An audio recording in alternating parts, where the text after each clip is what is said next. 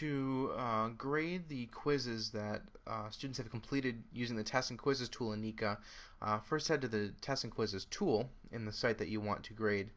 And on my sheet, or on my page, you'll see that I have one quiz that's active, and I have one submission here that I need to grade.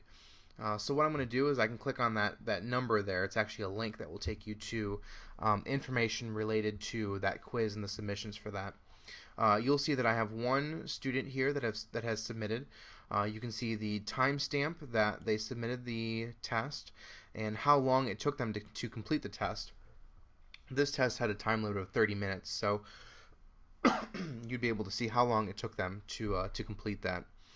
So what I can do is I can actually click on the name of the student and be taken to all of their answers. So here I have question number 1. They got 0 points because they got this question wrong. I can add a comment here if I want to put a comment for the student to be able to see. Excuse me. I can also override this. So if I say, well, they didn't understand it now, but now that I've talked to them, they understand it, I'm going to give them half credit. You can go ahead and do that. And question number 2. This is 0 out of 0 because Niihka cannot automatically grade a short answer question. So this was the question and this was their answer. Based on that, I can assign them points. I'm going to say that they got 2.5 points out of 5. That's 50% of that question. I think that's pretty good. I can also submit attachments that the students can then get when they see their feedback. Or I can also email the student to provide them with some more private, more personalized information. Once I'm done with that, I can click Update.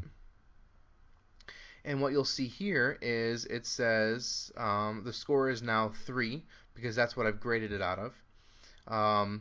Their final score is currently a 3, but there is an adjustment box here. And this is useful if you're throwing items out, for example, if you're grading on a curve, if you're giving everybody an extra 5 points.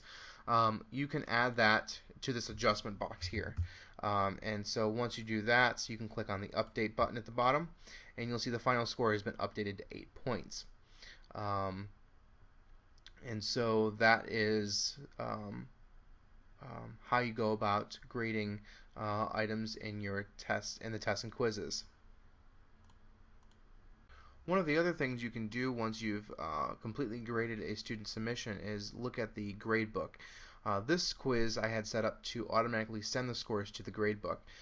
So now that I'm done grading the student, I can just go to the gradebook and open up this item here, and you'll see that this student has the 8 points that I had assigned to them.